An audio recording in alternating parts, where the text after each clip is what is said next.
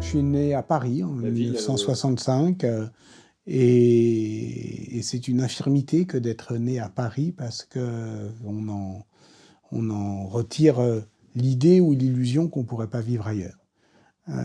J'ai essayé, mais ça m'est difficile, quoi. Voilà, c'est absurde hein, de dire ça, mais pour moi, j'ai quand même un rapport à cette ville voilà, qui est presque exclusif, même si j'adore voyager, même si je suis passionnément, au fond, j'ai deux plaisirs jumeaux. C'est aller dans une ville que je ne connais pas et c'est marcher dans une ville que je connais. Voilà, qui sont deux plaisirs aussi intenses, mais fondamentalement différents. J'écoute des gens qui parlent des embarras de Paris avec, je dirais, habitude, puisque voilà, c'est assez courant qu'on nous dise non, Paris, c'est impossible, etc. Mais toujours une incompréhension inentamée. Voilà. Je suis fils unique. Donc, j'ai eu une enfance heureuse avec des parents. Voilà, mon père était médecin, ma mère s'occupait de moi. J'étais le seul enfant de la famille. Bon. Et que dire évidemment, il y a un peu de solitude. Donc, la nécessité, par les livres, d'abord les bandes dessinées, il faut reconnaître, et puis ensuite les livres, d'élargir un peu son expérience. J'ai assez rapidement compris qu'il y avait là, sans prendre tout de suite des grands airs ni des mots pompeux, mais enfin, voilà, ça pouvait aider. Ça pouvait aider. Et donc, je m'y suis frayé lentement, pas avec frénésie. J'ai pas toujours été un bon élève. Et je pense que c'est utile de ne pas l'avoir toujours été parce que lorsqu'on prétend enseigner, alors au fond, on peut comprendre aussi que l'école, à certains moments de la vie, n'intéresse pas beaucoup. Ça a été mon cas. Je m'y suis intéressé un peu plus tard. Et puis, je me souviens aussi d'une époque où, à la fin des années 70, au début des années 80, je passe mon bac. Finalement, je m'intéresse plutôt aux matières littéraires, pas tout de suite à l'histoire, à la littérature, à la philosophie. C'était quand même un peu à contrepente. C'était un moment en particulier dans la petite bourgeoisie française dans laquelle voilà, j'étais né. On pensait école de commerce, etc. Donc, ce qui fait que ça paraissait assez étrange comme ambition voilà, de devenir prof. C'était pas tout à fait, d'une certaine manière, oui, dans la pente. Bon. Ensuite, pourquoi l'histoire j'ai eu déjà l'occasion, mais je ne m'en lasse pas, de dire que ce sont des enseignants qui m'y ont amené. C'est après coup que j'ai compris le plaisir qu'on pouvait avoir à lire des livres d'histoire. Mais c'est pas ça qui m'a amené à l'histoire. C'est vraiment des voix. Celle de mes enseignants à l'École normale supérieure de Saint-Cloud, Jean-Louis Biger en histoire médiévale, Yvon Thébert en histoire ancienne, d'autres. Ils avaient en commun de nous amener sur les lieux. Ils avaient en commun de nous dépayser par de notre en fait, de nous sortir de notre arrière-pays, qui était un arrière-pays livresque, de nous délivrer au sens propre. Il s'agissait de nous faire sortir des livres, et pour cela de nous faire comprendre qu'il y avait des lieux pour l'histoire. Alors, on partait une dizaine de jours, le plus souvent en Méditerranée, au mois d'octobre, et c'était de longs voyages d'études qui nous permettaient au fond de comprendre comment on pouvait faire récit d'espace traversé. Et j'en suis jamais revenu d'une certaine manière. C'est-à-dire que c'est une expérience qui est fondatrice pour moi. Cette manière qu'ils avaient, mes profs, pas du tout de nous faire visiter. Alors, c'est assez compliqué à raconter. On revenait de voyage d'études, qu'est-ce que vous avez fait? Bah oui, ok, vous avez visité des Team GAD, je me souviens d'un voyage en Algérie proprement éblouissant dans l'Est algérien, constantinois. Qu'est-ce que vous avez visité Constantine? Oui, mais pas que. C'était une manière, au fond, de mettre en mouvement un savoir, de rendre visite au lieu et de faire des récits d'espace. Et pour avoir ensuite organisé des voyages d'études pour mes étudiants, ou tenter par l'écriture de mimer, en somme, cet art des rapprochements, des frôlements, de cette manière qu'on a effectivement d'être devant une carte et de leur dire comment je vais leur faire voir ça, comment, par où on va rentrer, par où on va rentrer.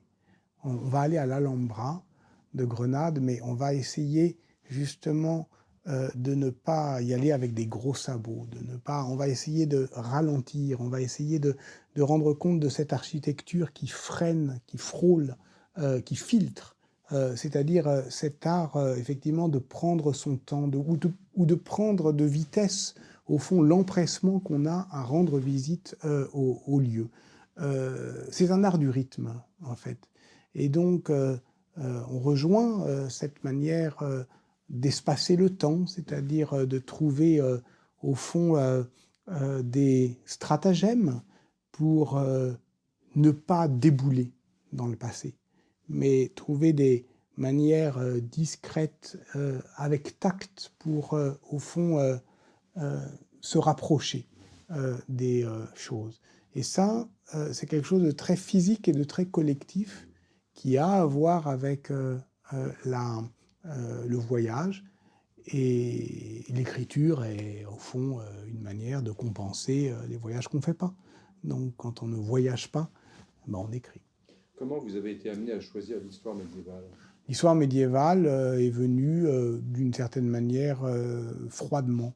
C'est-à-dire que je n'avais pas de rapport affectif avec la matière médiévale, ce qui m'éloignait au fond de certains de mes étudiants lorsque j'enseignais à Paris. Certains avaient un rapport directement passionné avec cette période médiévale, passant par d'autres, par différents biais.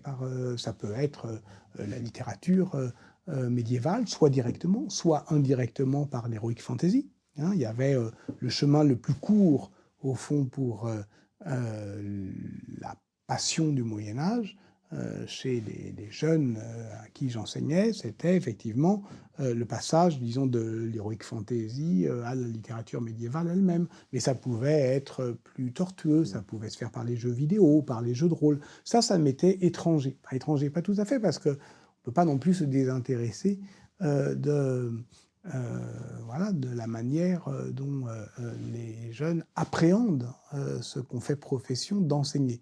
Donc je m'y suis intéressé, mais intéressé, je dirais, par devoir professionnel. Et puis j'ai un fils qui s'intéresse aussi beaucoup à ça. Bon, bref.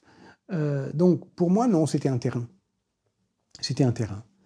Vous auriez pu devenir un historien de l'histoire contemporaine. Néanmoins, parfois, tout en étant médiéviste, on vous sent tenté par l'histoire du temps présent.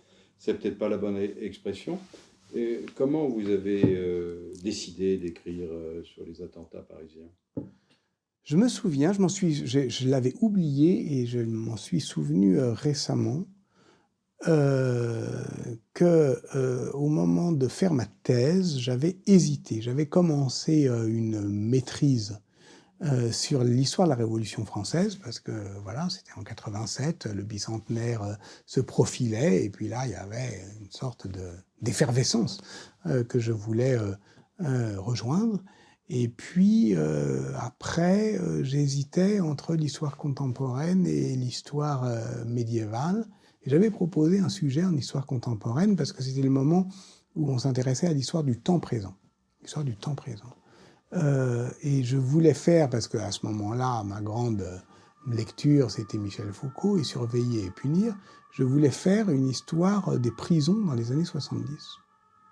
On m'a dit, c'est une idée absurde. Je voulais faire plus précisément, je m'en souviens, l'histoire des années 70 vue de prison. C'est-à-dire, qu'est-ce que des prisonniers de longue durée pouvaient avoir reçu, conçu des années 70, qu'ils ont vu, ou vécu, ou pas, d'ailleurs, depuis leurs cellules. C'était peut-être infaisable, mais ça a été mon rêve d'historien. Voilà. Est-ce que de là vient la nécessité de ramener toujours le passé aux enjeux du présent? Non, je ne crois pas. Je pense que c'est constitutif de l'opération historique. Quant à la question que vous me posez sur le livre que j'ai écrit avec Mathieu Riboulet, qui s'appelle « Prendre date », qui ne fait pas l'histoire, mais qui enregistre, au fond, un état de conscience, l'état où nous fûmes, en janvier 2015. Je dirais que ce livre est rentré dans ma vie par effraction. C'est-à-dire que c'est un livre que j'aurais préféré ne pas écrire.